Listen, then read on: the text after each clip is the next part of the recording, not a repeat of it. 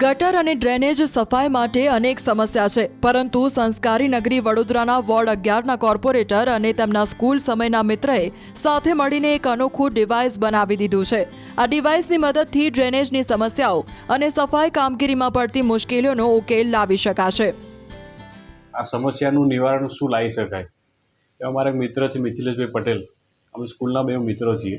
એની સાથે બેસીને અમે ચર્ચા કરતા હતા કે આપણે કોઈ મશીન એવું બનાવી ના શકીએ કે જેના કારણે અમુક જે ડ્રેનેજની સમસ્યાઓ આવે છે, હવે જે જામ થાય છે, એ જામમાં જ્યારે દરેક પ્રયત્નો કરવામાં આવે તે છતાં જો એ કામગીરીમાં આપણે સફળતા નથી મળતી, તો એને આપણે છેલ્લો ઓપ્શન શું વધે છે કે એમાં ડ્રેનેજ લાઈન નવી નાખવી પડતી હોય છે. ડ્રેનેજ લાઈન નવી ના નાખવી પડે એના માટે કંઈક વિચાર એક આવ્યો હતો કે શું કરી શકાય. એને લઈને એક વિચાર અમે બે જણે ચર્ચા કરીને એક ડિવાઇસ બનાવવાનો એક પ્રયત્ન કર્યો છે. ડિવાઇસમાં મુખ્યત્વે જે AI જનરેટેડ કેમેરા એક ચિપ સાથે અમે નાખવાના છીએ. એ ચિપની સાથે બીજા ડિવાઇસની અંદર એને કનેક્ટ કરશે. જે જગ્યાએ બ્લોકેજ હશે એના ઓપોઝિટમાં આ મશીન અમે ઉતારીશું. એ મશીન ઉતારવાથી અમને એની અંદર કેટલા પ્રમાણમાં સ્લજ જામ છે એના ડાયમેન્શન સાથેનો અમારા બીજા ડિવાઇસમાં અમને દરેક વસ્તુઓ મળી જશે. હવે એમાં જ્યારે ગટરની અંદર આ મશીન ઉતારવાનું હોય તેને અમુક વાર ફસાવવાની એક જે શક્યતા કદાચ રહી શકતી હોય, એના લીધે અમે વિચારીને દરેક વ્હીલમાં ઇન્ડિવિજ્યુઅલ મોટરો અમે નાખી છે જોન્સનની, જેના કારણે એનો પાવર વધારે મળી રહે અને ફસાવાની શક્યતાઓ એકદમ નહિવત રહી જાય. એ જે ડાયમેન્શન અમને જેમાં દેખાડવામાં આવશે એ પછી એની અંદર શું કામગીરી કરવાની, તો જનરલી આપણે જોતા હોય કે જેટિંગ મશીન કે સુપર સકરથી આ પ્રેશર મારતા હોય પાણીને, પણ એમાં સ્લજ એટલો જામ થઈ ગયો કે હલવું બહુ જ મુશ્કેલ હોય. એ મુશ્કેલીને દૂર કરવા માટે, એ સ્લજને દૂર કરવા માટે અમે એક એન્ઝાઇમ બેક્ટેરિયામાં અમે કામગીરી કરી રહ્યા છીએ. એમાં બેઝિક ટ્રાયલમાં અમને સફળતા મળી છે. હવે ટૂંક જ સમયમાં અમારી ઈચ્છા એવી છે કે ભાઈ એને મોટા પાયે એનો પ્રશિક્ષણ કરીએ અને એમાં સફળતા મળે તો અમારી ઈચ્છા એવી છે કે આ ડિવાઇસને અમે લોકોને સમર્પિત કરવા માંગીએ છીએ. જો મોટા પાયામાં આમાં સફળતા મળે છે તો આપણે પહેલાં જ કીધું અમે આ લોકોને સમર્પિત કરીશું.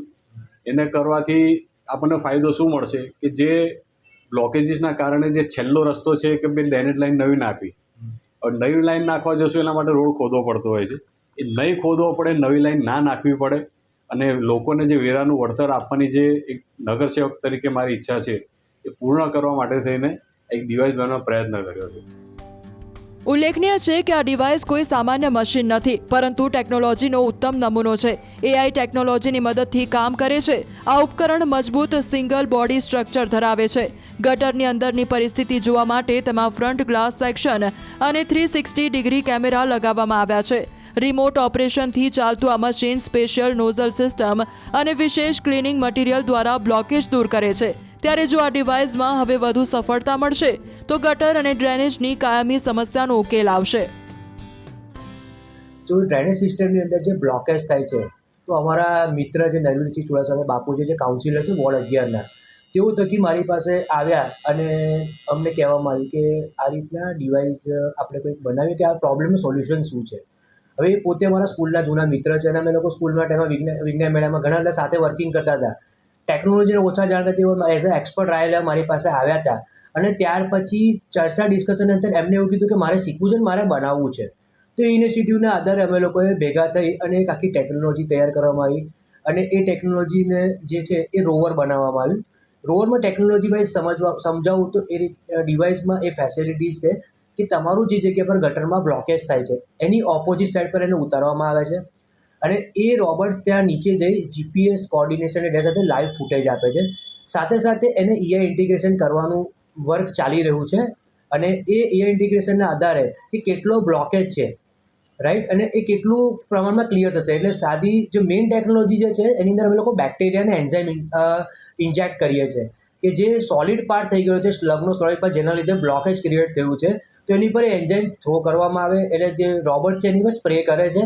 સ્પ્રે કર્યા પછી એમાંથી એને જે પાતળું વાદળી જેવું કરીને નોર્મલ પાણીના પ્રેશરથી કે પાછળ ભરેલા પાણીના પ્રેશરથી ક્લિનિંગ થઈ જાય છે. એટલે તમને GPS કોર્ડિનેશનની સાથે કેટલા ટાઈમમાં કેટલો ક્લિયર થશે, કેટલા બેક્ટેરિયા ઇન્જેક્ટની જરૂર છે, તમામ ડેટા તમને AI એનાલિસિસ દ્વારા મળે છે.